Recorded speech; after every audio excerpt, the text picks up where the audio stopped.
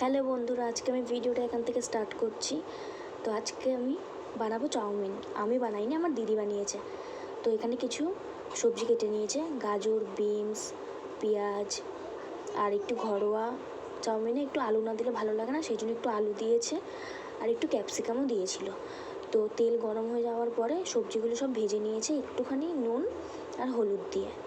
একটু গোলমরিচ থাকলে ভালো হতো, কিন্তু গোলমরিচ আমাদের ঘরে ছিল না, তাই জন্য দিদি দেয়নি। এবারে সবজির মধ্যে একটা ডিম ফাটিয়ে দিয়ে দিল। ডিমটা ভালো করে ভুজিয়া করে নিয়ে সবজির সাথে মিশিয়ে নিয়ে আরেকটু ভেজে নিতে হবে।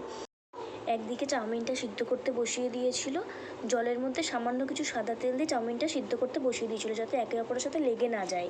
তারপরে একটু ঠান্ডা জলে ধুয়ে নিয়েছিল চাউমিনটা।